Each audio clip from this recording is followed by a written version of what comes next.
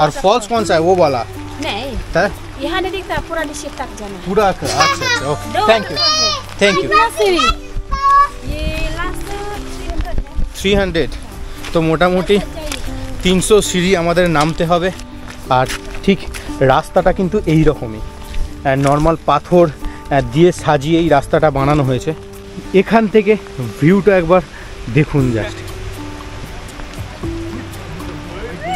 পাহাড়গুলো পুরোপুরি মেঘে ঢাকা রয়েছে। আমরা ছিলাম হচ্ছে ওই পয়েন্টে, ওই পয়েন্ট থেকে কিন্তু জাস্ট ওই দিকের যে ঝর্ণাটা রয়েছে, মানে একদম সরুভাবে পড়ছে, ওই ঝর্ণাটাই দেখা যাচ্ছিল, এই ঝর্ণাটা দেখা যাচ্ছিল না।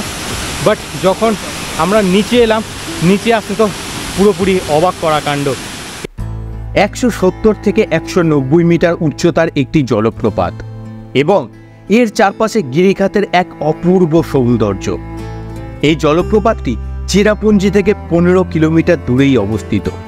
নাম ওয়াগাবা জলপ্রপাত বা ওয়াগাবা ফলস।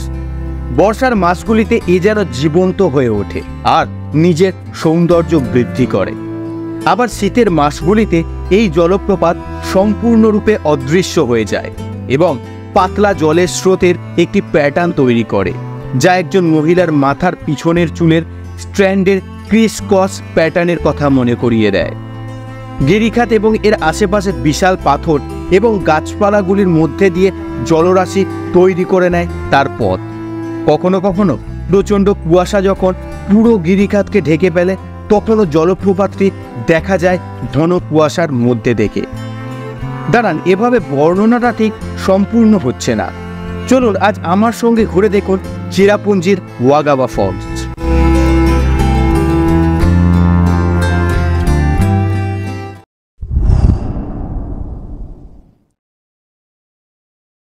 তাহলে প্রথম থেকে শুরু করা যাক। সুপ্রভাত সকল দর্শককে, চলে এলাম আবার নতুন দিনের নতুন ব্লগে। তো এটা হচ্ছে আমার মেঘালয় ট্রিপের তৃতীয় দিন, আর এখন আমি রয়েছি ঠিক ওয়াগাবা ফলসের ঠিক একদম সামনে। আর মোটামুটি বৃষ্টির দিনে কিন্তু ঘুরতে খুব সুন্দর লাগছে। আর মোটামুটি এখন টিকিটটা কাটার এখন ব্যবস্থা চলছে, কারণ বিশাল ভিড় আছে আর তার সঙ্গে কিন্তু প্রচুর বৃষ্টি পড়ছে। তো জাস্ট এবার ভিতরে ঢোকা যাক। এই হচ্ছে পুরোপুরি ওয়াগাবা ফলসের পার্কিং লট এরিয়া, আর এখানে আমাদের গাড়িটা দাঁড় করানো রয়েছে। আর এইখানে একটা মানে কি বলবো, মনুমেন্ট টাইপের কিছু একটা রয়েছে, যেখানে উপরে একটা ঠিক মুরগির স্ট্যাচু করা রয়েছে। আর ওপর থেকেও কিন্তু ওয়াগাবা ফলস দেখা যায়, বাট নিচে টিকিট কেটে গেলে নাকি আরও ভালোভাবে দেখা যাবে। তো এবার জাস্ট টিকিটটা কাটবার, এখানে লেখাই আছে এন্ট্রি ফিস 30 টাকা পার হেড। আর যে কোনো কিন্তু যদি এখানে শুটিং করা হয় 6000 টাকা করে নাকি টিকিট কাটতে হবে। তো জাস্ট এই টিকিট কাটার প্রসেস চলছে, আমার দিদি টিকিটটা কাটছে। प्लीज गेट खोल दीजिए ना, गेट बंद है। Okay okay, thank you. हाँ, यहाँ से जाके उस नीचे तक जाना पड़ेगा ना। और फॉल्स कौन सा है वो वाला? नहीं, यहाँ नहीं दिखता, पूरा नीचे तक जाना है। पूरा अच्छा अच्छा, okay, thank you thank you. ये लास्ट 300, তো মোটামুটি 300 সিঁড়ি আমাদের নামতে হবে আর 300 সিঁড়ি উঠতে হবে। আর একদম ফলসটা কিন্তু নিচে গেলেই ভালোভাবে দেখা যাবে। তো জাস্ট অনেক ট্যুরিস্ট এই সিঁড়ির জন্য নামছে না, বাট আমরা অ্যাডভেঞ্চার করতে ভালোবাসি, তো জাস্ট আমাদের সেজন্য নামতেই হবে, বা আমি নামবই। আর আপনাদেরকে পুরো সফরটা দেখাবো, কিভাবে মানে কাটাচ্ছি বা কিভাবে কি করতে হয়, সব কিছু ভিডিওর শেষ পর্যন্ত দেখতে থাকুন, আশা করি আপনাদের ভালো লাগবে। আর এইদিকে কিন্তু প্রচুর টেন্ট রয়েছে, আমি যেটা দেখতে পাচ্ছি এই সাইডগুলো দেখুন, প্রচুর কিন্তু টেন্ট রয়েছে। আর এখানেও সেম পাহাড়ের যে কটা আমি মানে স্পট দেখছি, ট্যুরিস্ট স্পটগুলো, কিন্তু প্রত্যেকটাতেই কিন্তু সেলফি ডেঞ্জার জোন লেখা রয়েছে, জানি না কেন। জাস্ট এই দেখুন, এখানেও লেখা রয়েছে সেলফি ডেঞ্জার জোন। আর এইখানে একটা ছোট্ট মতো বাচ্চাদের পার্ক রয়েছে। আর ওই যে টেন্টের কথাগুলো বললাম, এই দেখুন দূরে টেন্টগুলোকে রাখা রয়েছে। তো এবার জাস্ট নিচের দিকে নামবো, মানে সিরিয়াসলি ভিউটা বলে বোঝানো যাবে না কতটা সুন্দর। আর ঠিক রাস্তাটা কিন্তু এই রকমই নর্মাল পাথর দিয়ে সাজিয়ে এই রাস্তাটা বানানো হয়েছে। আর এই যে ধাপে ধাপে ধাপে ধাপে সিঁড়িগুলো করে রয়েছে। আর এখনও কিন্তু আমরা বেশি দূর নামিনি, জাস্ট এইটুখানি আমরা নেমেছি, এখনও কিন্তু অনেকটাই বাকি রয়েছে।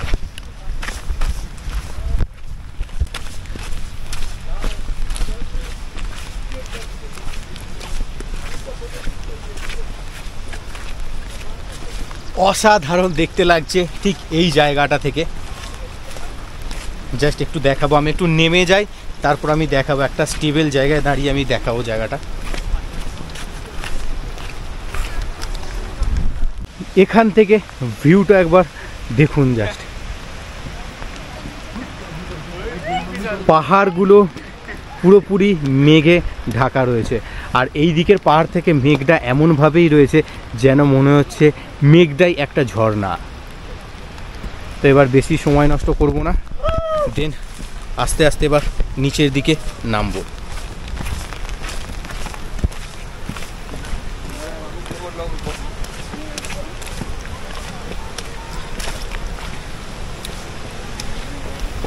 बहुत नीचे है क्या?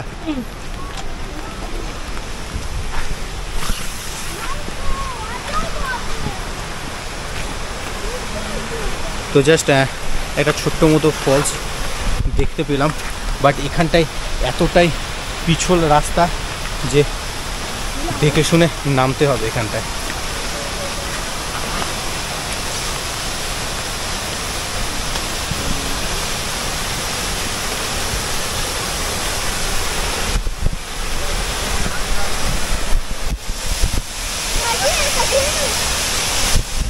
জাস্ট রাস্তাটা একবার দেখুন, মানে ভেবে ভেবে পা ফেলতে হবে একদম।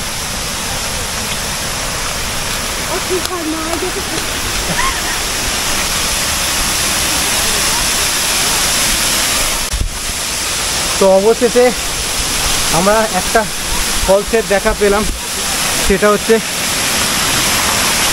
এই জায়গাটা। জাস্ট জলটা নামছে দেখুন কত ফোর্সে। জানি না কতটা ভালোভাবে আমার অডিওটা শোনা যাবে, বাট একটা আলাদাই অনুভূতি এই জায়গাটায়। তো এবার আস্তে আস্তে আমি একটু এক্সটেন্ড করে নিই ক্যামেরাটা, এবার আস্তে আস্তে আমি নামবো।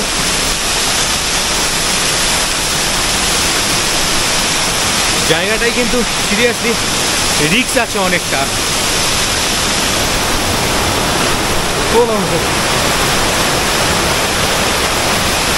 জাস্ট এই হচ্ছে পুরো ঝর্ণাটা। দেন এর নিচেও কিন্তু অনেকটা দেখার মতো জায়গা রয়েছে।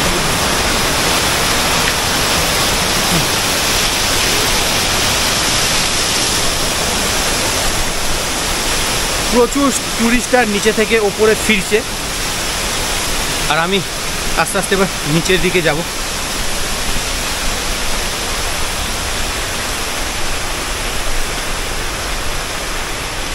রাস্তাটা কিন্তু আস্তে আস্তে আরও সরু এবং আরও পিছল হতে শুরু করেছে।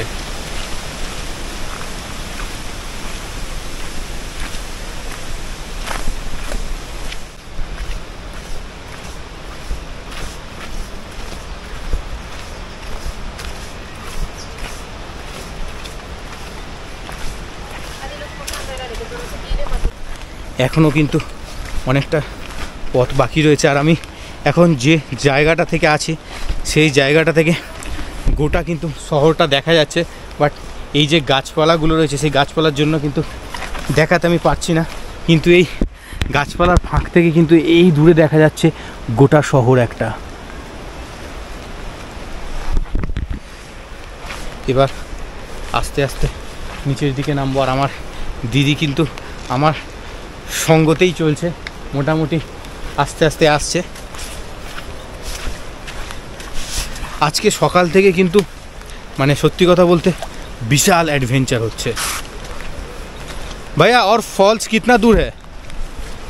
2 मिनट और 2 मिनट लगेगा। ओके ओके, আর 2 মিনিট। ও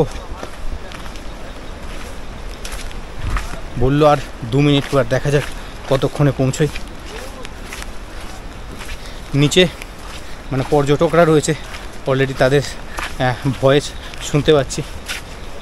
শুধু একটাই ভয় করছে যে এরকম পাহাড় থেকে স্লিপকে পড়লে তার কি হবে।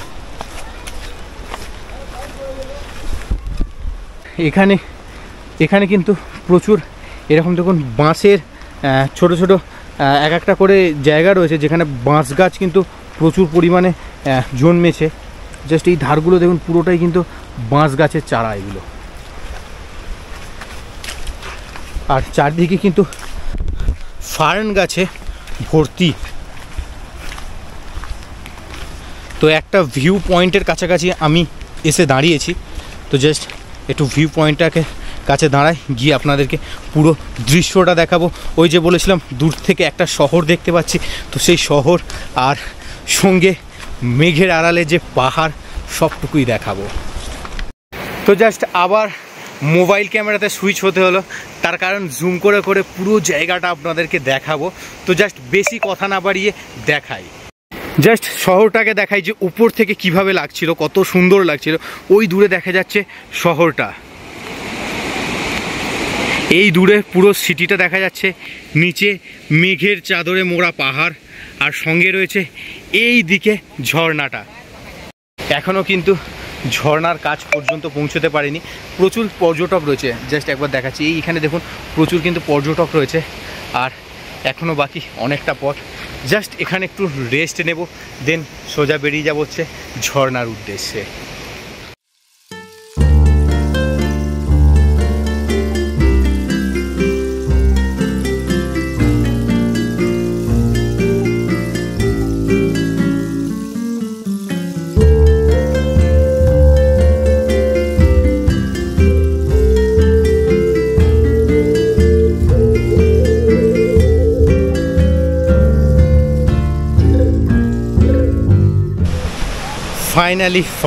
ফাইনালি ঝর্ণার কাছে চলে এসেছি। আর এই হচ্ছে, এই যে আমরা ট্রেক করে এলাম বা হেঁটে এলাম, এই রাস্তার একদম শেষ জোন, এরপর আর নিচে নামা যায় না। আর এই হচ্ছে সেই ঝর্ণাটা। এবার একটু নিচে নামবো এবং আপনাদেরকে পুরোটা ঘুরে দেখাবো।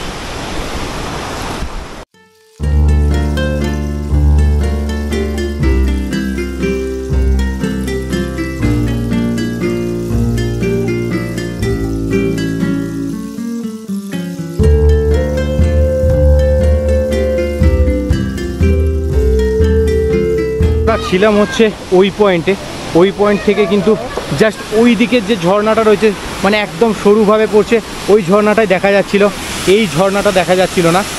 বাট যখন আমরা নিচে এলাম, নিচে আসতে তো পুরোপুরি অবাক করা কাণ্ড। এই ঝর্ণাটা উপর থেকে দেখা যাচ্ছে না, বাট নিচে থেকে এত সুন্দরভাবে দেখা যাবে কল্পনা করিনি। তো জাস্ট এই হচ্ছে সেই ঝর্ণা। সেই ঝর্ণাটা কিন্তু বয়ে বয়ে বয়ে বয়ে একদম দেখুন এই নিচের দিকে থেকে একদম শহরের দিকে চলে যাচ্ছে ঝর্ণাটা। আবারও মোবাইল ক্যামেরাতে সুইচ করতে হলো। এখানে কিন্তু সত্যি কথা বলছি দেখানোর প্রচুর জিনিস রয়েছে, প্রচুর জিনিস।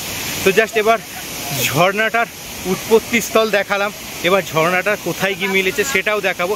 তার কারণ আস্তে আস্তে মেঘ এখানে কাটতে শুরু করছে, মানে পাহাড় থেকে মেঘ সরতে শুরু করছে। তো জাস্ট এবার পুরোটা দেখ।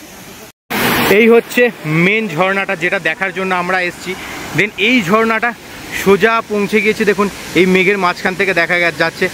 এই ঝর্ণাটা কিন্তু বয়ে বয়ে নিচের দিকে যাচ্ছে। দেন এই পাশে কিন্তু আরও ঝর্ণা রয়েছে, যেমন এইখানে একটা ঝর্ণা রয়েছে, এর পাশে এইখানে একটা, এই দিকে একটা। তো একই পাহাড়ের মধ্যে কিন্তু প্রচুর ঝর্ণা রয়েছে, আর দেখতে কিন্তু অসাধারণ লাগছে দূর থেকে। বিশেষ করে যখন মেঘগুলো এই পাহাড়ের চারিদিক থেকে সরে যাচ্ছে, সেই দৃশ্যগুলো দেখার তো মজাটাই আলাদা। এক্ষুনি আপনাদের জাস্ট ওই জায়গাটায়, এই জায়গাটায় আমি মানে ঝর্ণাটার জল বয়ে যাচ্ছে দেখালাম, তার পাশে যে গ্রামটা আছে সেটাও কিন্তু এই ওপর থেকে দেখা যাচ্ছে। জাস্ট দেখুন এখানে কয়েকটা বাড়ি মিলে কিন্তু গ্রামগুলোকে দেখা যাচ্ছে। এবার আমি এই যে ঝর্ণার পাশে আর একটা ভিউ পয়েন্ট রয়েছে, সেই ভিউ পয়েন্টটায় চলে যাব। আর এই ঝর্ণাটার কাছে যাওয়ার আর একটা রাস্তা রয়েছে, তো আমি সেখানেও যাব। তো তার আগে এখানে কিন্তু আরও সরু সরু অনেক কটা ঝর্ণা রয়েছে, যেমন আমার পিছনেই প্রায় আরও 2টো ঝর্ণা রয়েছে। বাট লোকে বেশি বা পর্যটকরা বেশি কিন্তু এই ঝর্ণাটাই দেখতে আসে। এই ভিউ পয়েন্টে কিছুটা ফটো এবং ভিডিও শ্যুট করে নিয়ে এবার বেরোচ্ছি। জাস্ট এই ঝর্ণার পাশে আর একটা ভিউ পয়েন্ট আছে, তো সেখানে যাব এবার।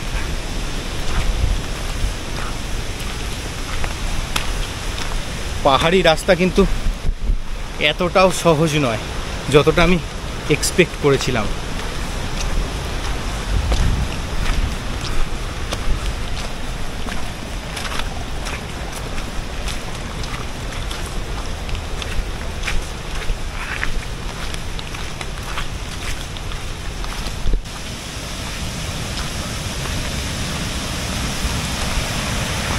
তো অবশেষে আমরা আর একটা ভিউ পয়েন্টের কাছে চলে এসেছি।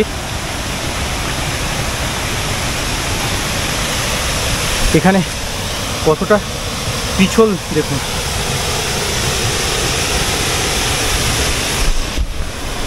ধরে ধরে নামা ছাড়া কিন্তু উপায় নেই।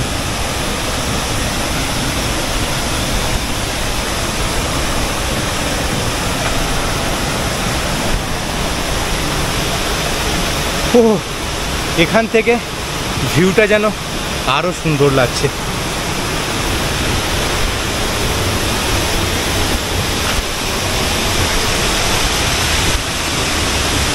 ওয়াও, হ্যাঁ, অসম্ভব সুন্দর। আগে কিন্তু আমরা ওই ভিউ পয়েন্টটায় ছিলাম, আর এখন রয়েছি এই ভিউ পয়েন্টটায়। আর ঝর্ণাটা কতটা কাছে দেখুন।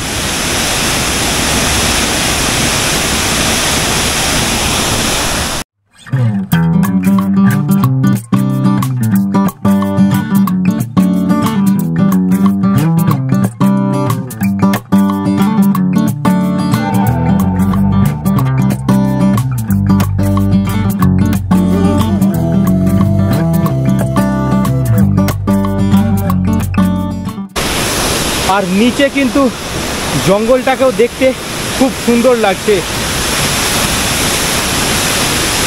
বর্ষার বৃষ্টিতে ভেজা এই রকম পাহাড়ি পরিবেশ সত্যি এর আগে এভাবে দেখিনি। আর দূরে ওই ওপরে দেখুন গাড়ি চলছে, আর ওটাই হচ্ছে মেন রোড। আমরা ঠিক ওই পজিশন থেকে রয়েছি ঠিক এইখানে। কষ্ট করে এত নিচে এবং এত দূরে আসাটা কিন্তু সার্থক। জাস্ট এখানে আর কিছুটা সময় কাটাবো, সময় কাটিয়ে সোজা চলে যাবো হচ্ছে আমাদের ওপরের দিকে পার্কিং লটে। এবার এই ঝর্ণার সাইড থেকে বেরিয়ে যাবো এবং সোজা চলে যাবো হচ্ছে আমাদের গাড়ির উদ্দেশ্যে। অ্যাডভেঞ্চারটা কিন্তু দারুণ ছিল। পাহাড়ি পথ অনেকটাই সহজ ভাবার পরিণাম কিছুটাও হয়েছে। মানে ওয়াটারপ্রুফ শুজ আনা হয়নি, জাস্ট নর্মাল স্লিপার বা নর্মাল একটা শু এনেছিলাম। তো এটাই হচ্ছে আমার ফল্ট ছিল। যদি একটা ট্রেকিং শু বা হাইকিং শু আনতে পারতাম অনেকটাই ভালো হতো।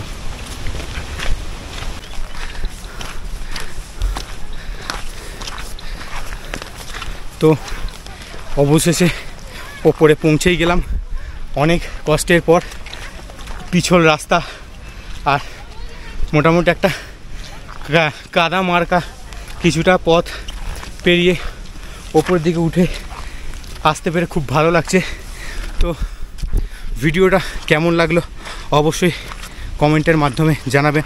আর যদি ভালো লাগে অ্যাজ ইউজুয়াল